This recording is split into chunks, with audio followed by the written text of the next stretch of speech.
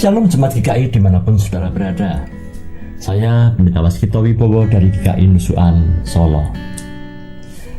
Adakah saudara sadar bahwa akhir-akhir ini semakin menjamur warung-warung yang menjual seblak, bakso, mie ayam, pentol, dan lain sebagainya?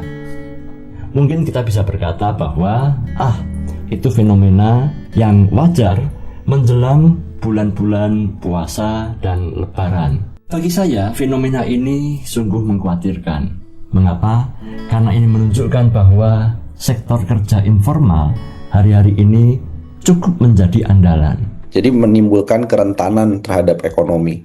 Daya beli masyarakatnya bisa lebih rendah ke depan. Jadi orang kerja sekedar kerja, tapi kerjanya nggak berkualitas. Kemudian kemampuan keahlian yang sudah diasah di perguruan tinggi, di kampus-kampus, di sekolah-sekolah vokasi atau SMK, itu akhirnya nggak kepake. Ini juga akhirnya membuat lingkaran setan. Jadi lingkaran setannya, karena daya belinya lemah, maka perusahaan melakukan PHK. PHK menciptakan pekerja informal. Pekerja informal menyebabkan daya belinya turun. Akhirnya PHK-nya di sektor formal terus berlangsung. Jadi lingkaran setan. Lonjakan PHK dalam 3 tahun terakhir membuat banyak pekerja yang terpaksa beralih ke sektor informal untuk memenuhi kebutuhan hidup. Per Juni 2025, Kementerian Ketenagakerjaan mencatat jumlah korban PHK naik 32% atau 42.385 orang dari periode yang sama tahun lalu. Sebagian besar dari mereka kini mencari penghidupan di sektor-sektor yang paling terbuka untuk tenaga kerja tanpa kontrak. Firman Tuhan hari ini mengajak pada kita untuk berefleksi dan memaknai ulang apa yang terjadi dalam fenomena akhir-akhir ini. Sebelumnya marilah kita bersama-sama berdoa.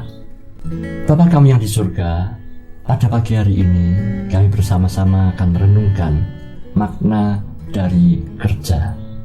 Kiranya Tuhan memberikan pada kami kekuatan dan hikmat agar kami dapat melakukan hal-hal apa yang tidak hanya berbuahkan kesia-siaan di atas kesia-siaan belaka. Dalam nama Tuhan Yesus Kristus kami memohon, amin. Firman Tuhan pagi hari ini akan kita renungkan dari Pengkhotbah pasal 7 ayat 10 hingga 12. Dilanjutkan dengan pasal 11 ayat 6 hingga yang ke-8. Pengkhotbah pasal 7 ayat yang 10. Janganlah mengatakan, mengapa zaman dulu lebih baik daripada zaman sekarang?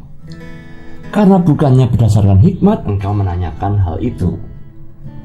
Hikmat adalah sama baiknya dengan warisan dan merupakan suatu keuntungan bagi orang-orang yang melihat matahari. Karena perlindungan hikmat adalah seperti perlindungan uang. Dan beruntunglah orang yang mengetahui bahwa hikmat memelihara hidup pemilik-pemiliknya. Namun, pasal 11 ayat yang ke-6. Taburkanlah benihmu pagi-pagi hari, dan janganlah memberi istirahat pada tanganmu pada petang hari. Karena engkau tidak mengetahui apakah ini atau itu yang akan berhasil, atau kedua-duanya sama-sama baik. Terang itu menyenangkan, dan melihat matahari itu baik bagi mata. Oleh sebab itu, jikalau orang panjang umurnya, biarlah ia bersukacita di dalamnya. Tetapi hendaklah ia ingat akan hari-hari yang gelap, karena banyak jumlahnya. Segala sesuatu yang datang adalah kesia-siaan. Ibu bapak saudara yang dikasihi oleh Tuhan, kitab Pengkhotbah memang sangat terkenal dengan istilah kesia-siaan di atas segala kesia-siaan. Hebelem, artinya seperti uap yang menguap di udara. Demikianlah kesia-siaan usaha yang dilakukan oleh manusia. Ayat yang nampaknya pesimistis ini sebenarnya merupakan sebuah pengamatan sosial yang jujur. Kitab Pengkhotbah melihat bahwa dalam dunia ini tidak semua kerja membawa keadilan dan kepastian. Apa yang dilihat oleh pengkhotbah ribuan tahun yang lalu nyatanya masih sangat relevan hingga hari ini. Di Indonesia, lebih dari setengah tenaga kerja kita bekerja di sektor informal, yaitu seperti pedagang kecil, pengemudi ojek online, kurir, pekerja lepas, dan berbagai pekerjaan yang kontraknya tidak tetap. Dan banyak dari mereka bekerja keras setiap hari tanpa jaminan. Tidak ada kontrak kerja, tidak ada perlindungan sosial, dan pendapatan mereka tidak pasti. Fenomena ini seringkali disebut sebagai working poor atau orang yang bekerja keras tapi hidup dalam ketidakpastian. Inilah dunia yang juga dilihat oleh si pengkhotbah. Orang bekerja keras namun sistem tidak selalu adil. Iman Kristen bukanlah iman yang menolak kenyataan. Alkitab justru mengajar pada kita untuk melihat segala jerih lelah manusia dengan mata yang terbuka. Hari ini kita melihat orang bekerja dari pagi sampai malam, orang berpindah-pindah dari satu pekerjaan ke pekerjaan yang lain, berjuang hanya untuk memenuhi kebutuhan dasar, yaitu dengan menyediakan makan. Banyak orang diajarkan sejak kecil, bekerja keraslah nak, engkau pasti akan berhasil. Namun nyatanya realita hidup tidak selalu demikian. Ada orang yang bekerja keras, jujur dan disiplin, namun tetap hidup dalam keterbatasan.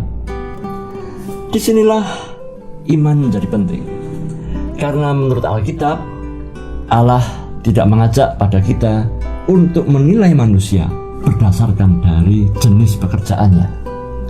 Namun Alkitab memberi kesaksian bahwa manusia berharga karena ia adalah ciptaan Allah. Hidupnya adalah jaminan dari pemeliharaan kasih Sang Bapa.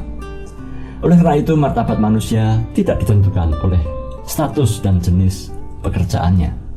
Allah selalu berpihak pada mereka yang lemah, yaitu pekerja harian, orang yang miskin dan tertindas. Bukankah Tuhan Yesus Kristus sendirilah juga hadir ke dalam dunia sebagai sesosok manusia pinggiran, kelas pekerja keras, anak dari seorang tukang kayu, menandakan bahwa Allah memahami dunia kerja saat ini memang keras. Hidup di dunia senyatanya tidaklah mudah. Oleh karena itu, Injil membawa pesan bahwa Allah tidak meninggalkan mereka yang bekerja dalam ketidakpastian.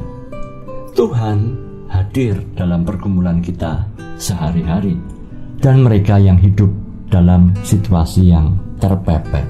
Pengkhotbah memang realistis, tetapi iman Kristen tidak berhenti pada keputusasaan. Memang iklim kerja tidak selalu memberi kepastian, tetapi Allah selalu memberikan pemeliharaan dan pengharapan. Mungkin dunia sedang jenuh dengan ketidakpastian, PHK besar-besaran terjadi, konsumerisme sedemikian bergelora, dan kerja keras tidak selalu membawa hasil yang pasti. Namun tidak ada air mata yang sia-sia, tidak ada jerih payah yang tidak berguna. Allah melihat semua. Oleh karena itu, jangan lelah berjuang. Entah ini atau yang lainnya, siapa tahu keduanya menghasilkan suatu hal yang baik dan berguna untuk kita. Tetaplah berjuang, jangan menyerah hari ini, sebab Tuhan menjamin kehidupan kita. Amin.